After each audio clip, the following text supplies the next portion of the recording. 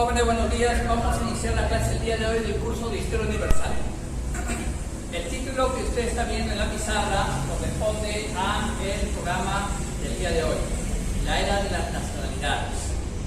Vamos a hablar de dos regímenes totalitarios que se establecieron en Europa, dictatoriales también, durante el periodo de entreguerras. Es decir, a raíz del fin de la Primera Guerra Mundial, Europa sufrió un cambio político muy importante. El mapa político europeo se vio alterado, y esto debido a la caída de regímenes de carácter monárquico absolutista o monárquico constitucional para ser reemplazados por gobiernos de carácter republicano. Quisiera hacer un pequeño paréntesis para definir lo que es dictadura totalitaria o dictadura simplemente. Dictadura es un gobierno que, a pesar de tener, en la mayoría de casos, un parlamento, un poder judicial independiente, controla por lo bajo a estas instituciones y puede hacer sus programas de acuerdo a sus principios que les venga en gana. Por ejemplo, en el año 1996, aquí en este país, en el Perú, se hizo una campaña de esterilización forzada que tenía como objetivo esterilizar a las mujeres de las zonas principalmente del sur del Perú, donde se registraban índices de pobreza. Bueno, este programa de esterilización trajo consecuencias. El programa de esterilización se lleva a cabo mediante un presidente de la República, que en ese tiempo era el señor Fujimori, su asesor presidencial, Vladimiro Montesinos, el Consejo de Ministros, el ministro Premier, presidente del Consejo de Ministros, el ministro de Salud, que en ese tiempo era el señor Eduardo John Mota, posteriormente lo fue el señor Marino Costa Bauer y posteriormente el señor también Alejandro Aguinaga Recuén. Estas tres personas, junto con el asesor presidencial, junto con Fujimori y junto con los directores regionales de salud, llevaron a cabo ese plan de esterilización, que costó la vida, es decir, 1.300 mujeres murieron o quedaron enfermas para siempre. Eso constituye un delito de lesa humanidad. Eso se llama crimen de lesa humanidad.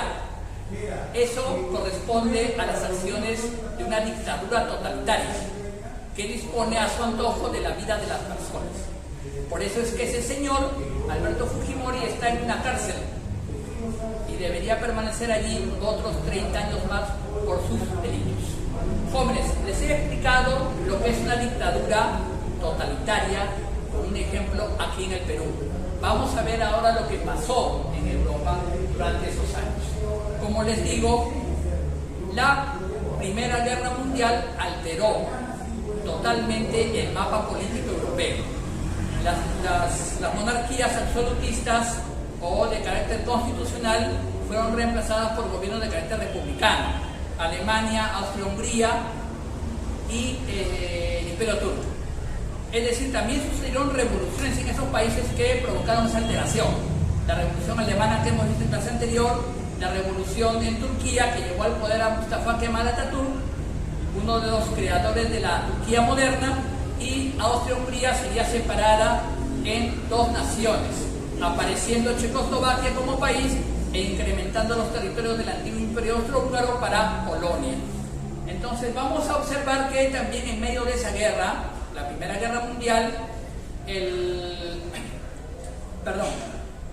la Unión Soviética, mejor dicho, la antigua Rusia absolutista de los zares, también sufrió una transformación.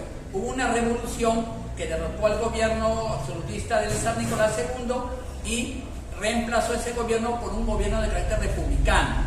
Entonces, ¿qué sucede? Al terminar la Primera Guerra Mundial, vamos a referirnos ya al comunismo soviético,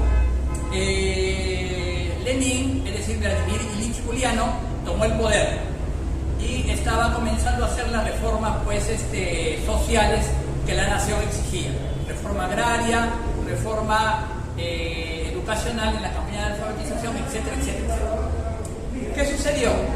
Para el año 19 y 20, desde dentro del país se presentaron fuerzas que trataron de hacer caer a ese régimen, los llamados rusos blancos, un ejército de mercenarios mandados por el general Kolchak y por el general Wrangel, que tenían como objetivo derrocar el gobierno bolchevique instaurado en Rusia. Estados Unidos de Norteamérica, Inglaterra, Francia, Polonia y Checoslovaquia también intervinieron mandando ejércitos para destruir ese régimen. Es como si el Perú hiciera una revolución social y todos los países cercanos, Brasil, Bolivia, Ecuador, Venezuela, Colombia, Paraguay, Uruguay, Estados Unidos, Panamá, mandaran ejércitos para destruir el régimen de acá en el Perú y de paso pues provocaron alterar las cosas para que se cambie de gobierno o de régimen. Eso hicieron los Estados Unidos de Norteamérica, Inglaterra y Francia, invadiendo con sus ejércitos los territorios de la Unión Soviética, lo cual constituía pues un delito y un acto ilegal contra el derecho internacional de la Sociedad de Naciones, sociedad o la ONU de ese tiempo, que estaba pues peleando la paz mundial. Entonces, ¿qué sucede? Sucede pues de que la Unión Soviética, bajo su régimen comunista, se defendió de esa amenaza externa.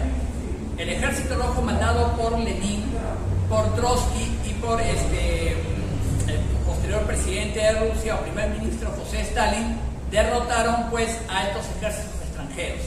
Y eso en medio de una plaga de hambre que sucedía en el sur de Rusia en aquel tiempo, en Ucrania, en Armenia, Azerbaiyán y Georgia.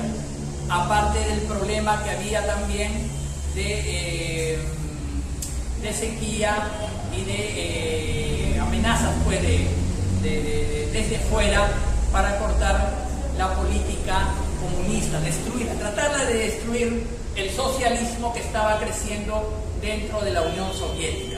Ese acto de cobardía e ilegalidad lo cometió Estados Unidos de Norteamérica con sus aliados, tratando de destruir el nuevo orden comunista en Europa, mejor dicho, en la Unión Soviética, y tratando de hacer que el imperio del oro, de la riqueza, se ingrese en ese país, ¿no? Y de la explotación capitalista que nosotros conocemos.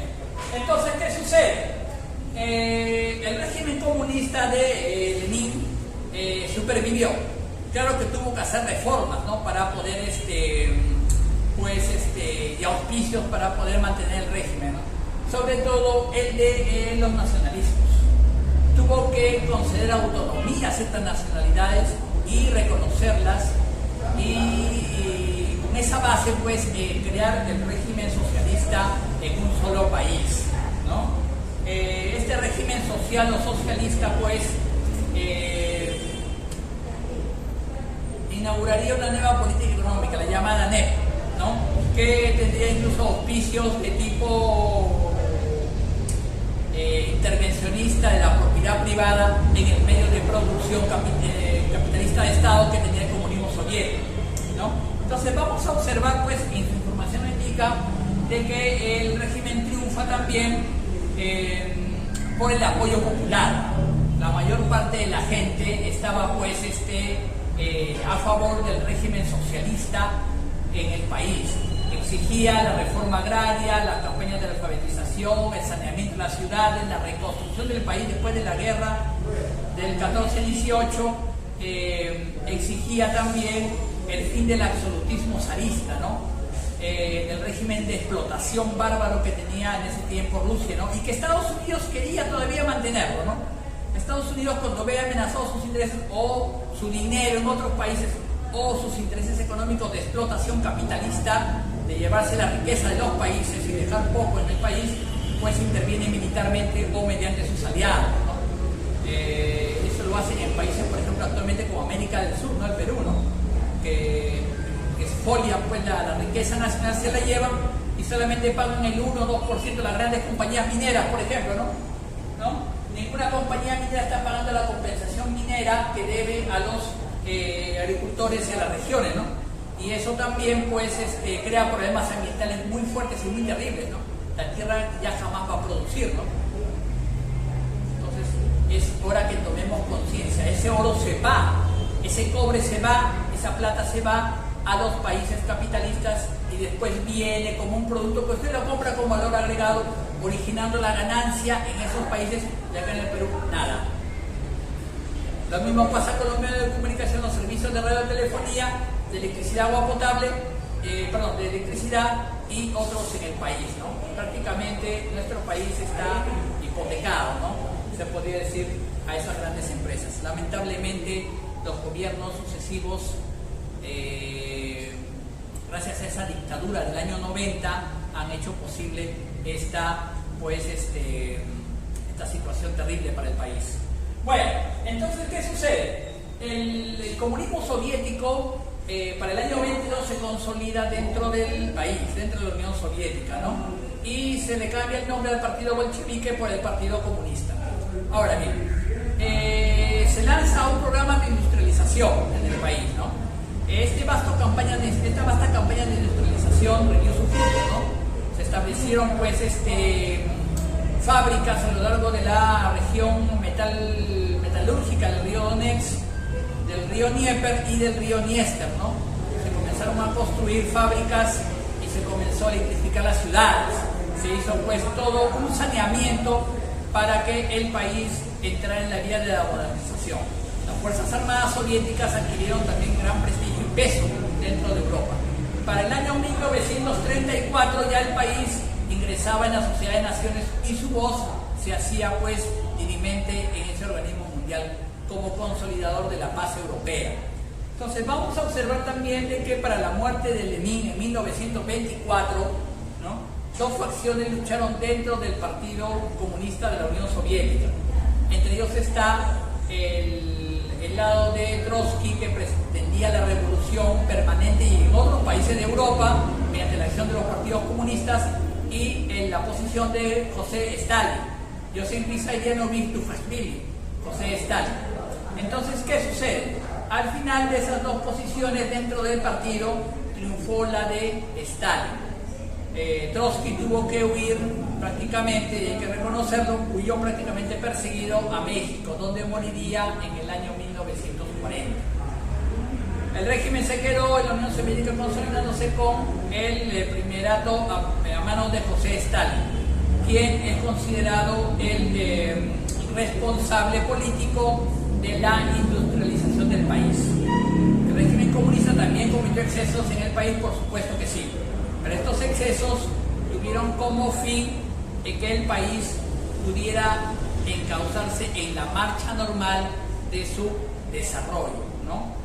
Habría que integrar a los ucranianos dentro de la gran madre patria soviética, lo mismo que a los armenios, azerbaijanos y a los chechenos, ¿no?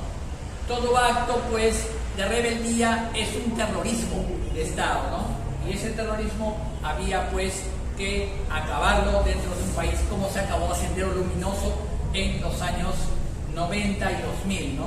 Bueno, se le mantiene también el Brain porque sirve todavía como recurso de protección al narcotráfico, que está aliado de grandes personajes de la política, como por ejemplo los famosos de la famosa cooperativa del Brain, del antiguo Congreso disuelto, ¿no?, de personajes así que apoyaron al fujimorismo. Entonces vamos a ver que este comunismo soviético se consolida en Europa como una potencia mundial que vigilará los asuntos sociales y políticos del continente. A la subida de Hitler en el poder en 1933, como que tuvieron un cierto recelo para este régimen, ¿no? Y ese régimen nacionalsocialista de Alemania, años después daría guerra a la Unión Soviética. Eso lo vamos a ver en capítulos posteriores en el caso de la Guerra Mundial, ¿no? Fue la Unión Soviética la que derrotó a la Alemania de Hitler, ¿no?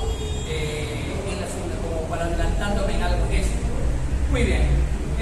Con esto dejamos de lado esta consideración del régimen comunista en la Unión Soviética, que tuvo un fuerte carácter nacional. Ahora nos vamos a pasar a la situación de Italia. Cuando terminó la Primera Guerra Mundial, Italia era un país prácticamente prisionero de los aliados. Había firmado un pacto secreto con los aliados en Londres en 1915 y se había pasado al bando de los aliados, dejando atrás a la triple alianza que firmó con Austria-Hungría y con Alemania, por problemas territoriales con el Imperio Austrohúngaro. Entonces Italia se pasó al bando de los aliados y desde allí pues fue uno de los vencedores de la Primera Guerra Mundial, que no obtuvo pues prácticamente territorios. Entonces ese descontento popular, unido a la situación general de los malos manejos económicos que hicieron los diversos regímenes republicanos o monárquicos republicanos de Italia, llevó pues a un descontento general. Para comienzos ya de los años 20 existió un pequeño movimiento en Italia llamado los Fasci di Combattimento. Los Fasci di Combattimento eran como una especie de escuadrillas de jóvenes armados que prácticamente ponían entre comillas el orden en las ciudades italianas, combatiendo a quienes, a los socialistas y comunistas. Estaban mandados por un antiguo dirigente socialista, miren, un tránsfuga del socialismo, llamado Benito Andreas Mussolini. Este señor, Benito Mussolini, que posteriormente sería pues el primer ministro de Italia desde 1922 hasta 1944 o 45, ¿no? Fecha en que murió. Entonces vamos a ver pues que este régimen nace como oposición al avance de los socialismos en Europa.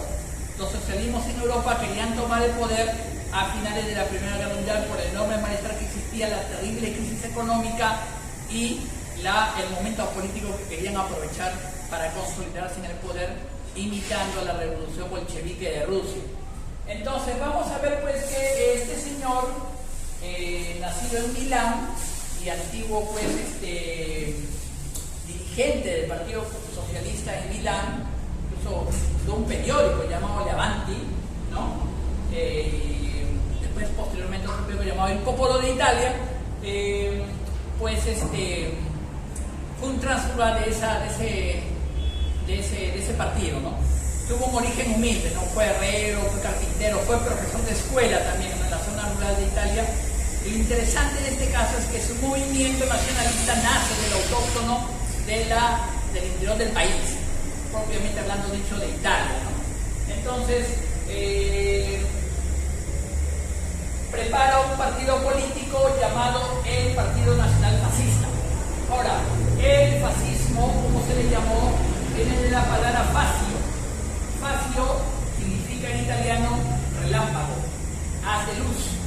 Y ellos lo representaban por una especie de emblema llamado el victor fascista, que era como una especie de hacha envuelto en una empuñadura grande que utilizaban los antiguos estandartes romanos, ¿no? Quería pues este señor revivir la grandiosidad romana desde la política y lo hizo después desde Europa con la guerra.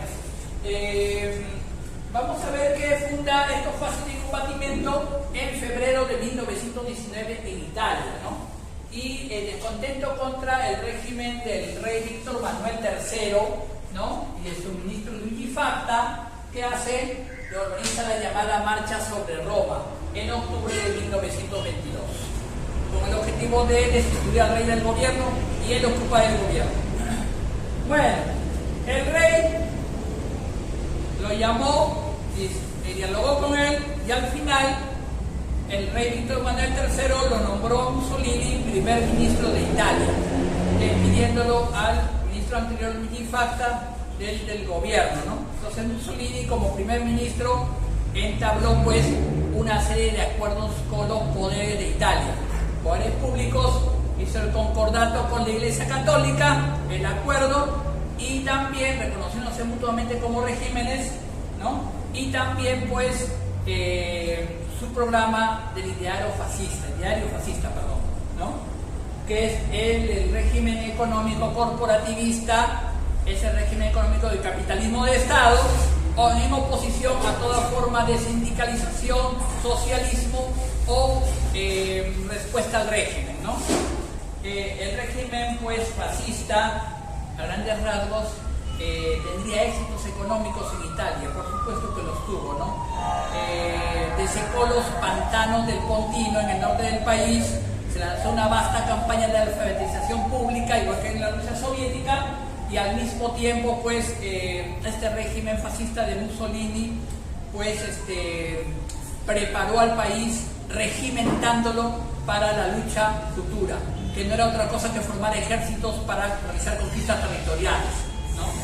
Ellos ambicionaban la zona del Trieste, Istria y Dalmacia, en ese tiempo territorios que la Sociedad de Naciones le había otorgado a la antigua Serbia, que en ese tiempo se llamaba ya Yugoslavia. Estamos hablando de los años 20, jóvenes, ¿ya? El país de Serbia acaba con la Primera Guerra Mundial y la Sociedad de Naciones crea otro país llamado Yugoslavia. Entonces pretendía pues territorios tanto de Albania, Yugoslavia, Grecia y los territorios del norte de África, donde Italia tenía una colonia llamada Libia y otra colonia más al sur llamada Somalia y Etiopía, por supuesto. Desde allí pues querían ellos pues hacerse con los territorios cercanos y rivalizar con el colonialismo inglés, que tenía muchas colonias en ese lado. Tenía pues Egipto, tenía pues Sudán, tenía Argelia, que era ese país más grande de África, en manos de los franceses, ¿no? Vamos a ver pues cómo este ideario fascista también pretendía la conquista del Mediterráneo, del mar interior de Europa, limitando con África, el mar Mediterráneo, ¿no? El irredentismo italiano, el Mare Nostrum, que ellos querían consolidarse, revivir la antigua grandiosidad romana, y para eso pues Benito Mussolini, ya en el poder, se hace aliado de su amigo del norte, ¿no? Que tomaría el poder 10 años o 11 años después que él. Estamos hablando de Adolf Hitler, ¿no? Entonces hace una alianza con él y el llamado Pacto del Eje, ¿no? Primero fue el Pacto de Acero en 1936. Y después ya fue el Pacto del Eje en 1936, donde incluyeron al régimen japonés del emperador Hirohito en aquel tiempo, ¿no? Estos tres países pues serían los principales responsables de la guerra europea y guerra mundial. Entonces, haciendo una recapitulación de su vida y de su historia, de este personaje, pues apoyó a su aliado mandando ejércitos a la Unión Soviética durante la Operación Barbarossa. Pero los fracasos de este ejército, unido también a prácticamente dilapidar el tesoro público en gastos militares, prácticamente trajo ruina al país. Para colmo de males, Italia pierde junto con su aliado alemán en el norte de África en la batalla del Alamein, y meses después los aliados occidentales invaden Italia. El país ya estaba invadido para 1943. Entonces, ¿qué sucede? El presidente, el rey de Italia, Víctor Manuel III, lo reemplaza en el gobierno por el mariscal Badoglio. El mariscal Badoglio hace un pacto secreto con los aliados en Salerno y posteriormente abandona pues el eje. Entonces Mussolini pues recupera el poder por la invasión que hizo Alemania e Italia en el 43 y funda la llamada República Social Italiana, la llamada República de Salò. Se le llamó así porque establecieron la capital en una pequeña ciudad del norte de Italia llamada Salò, a orillas del lago Garda, ¿no? Bueno, solamente duró 600 días nada más. Por eso le llaman los 600 días de Salò, el régimen de Salò. Entonces, poco a poco iban perdiendo la guerra.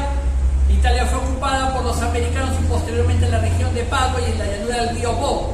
Entonces, ese régimen se venía cada día más abajo. Como él mismo lo decía, somos unos fantasmas, somos unos cadáveres.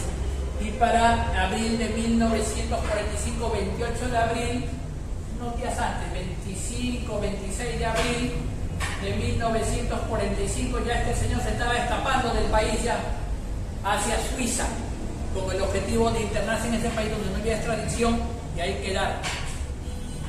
Pero los guerrilleros italianos, los llamados partisanos, lo descubrieron y lo mandaron. Ya estaba cerquita de la frontera, junto al lago de Como, ya entre el pueblo de Dongo, ahí cerquita entre la frontera de Italia con Suiza, ya faltaban unos kilómetros. Lo mandaron a Italia y en Italia fue fusilado por el famoso coronel Valerio Audicio. Su cadáver colgado en la Piazzale Loreto de Milán, la Plaza Loreto de Milán, junto con sus principales colaboradores y junto con su amante, Clara Petacci, el 28 de abril de 1945. Su amigo del norte se suicidaría 2 días después, eso lo vamos a ver por historia de la guerra, y ahí acabaría lo que quedó, lo último de los restos del régimen fascista en Italia, jóvenes. Entonces vamos a observar pues que en el transcurso del desarrollo del curso este país, Italia, también pues terciaría en el horizonte europeo con el objetivo de apropiarse territorios y creó un régimen derechista de extremo, contrario o en oposición al comunismo, como se llamó el régimen fascista de Italia. Jóvenes, entonces les mando la información, hay solamente una actividad y quisiera que escribieran en base a lo que la clase y lo que lean en su información en una hoja. Quisiera que ustedes me pusieran en media hoja su opinión personal sobre lo que fue el comunismo soviético, porque este régimen ya no existe, jóvenes. Acabó en 1987, 1990 en la Unión Soviética, y este régimen acabó en 1945 con la Guerra Mundial. Quisiera que usted me ponga en una hoja lo que usted piensa de ambos regímenes, como una especie de tarea, ¿no? Sí. Entonces lo voy a poner a usted acá escrito en la pizarra, ¿ya? Para que usted lo tenga presente y usted lo tenga, pues, aquí en su información. Tarea. En una hoja escriba su opinión personal sobre el régimen comunista y el régimen fascista. Una cosa es fascismo y otra cosa es nacionalsocialismo. El nacionalsocialismo lo vamos a ver en la siguiente clase, que nace del fascismo pero tiene características propias, por ser independientes. Entonces, en una hoja me escribe usted su opinión personal sobre lo que piensa usted del régimen comunista soviético y del régimen fascista italiano. Ambos en mitad de página forman una sola hoja. Aparte de lo que está aquí como activa, que es muy poquito, ¿no? Jóvenes, muchas gracias. Permiso.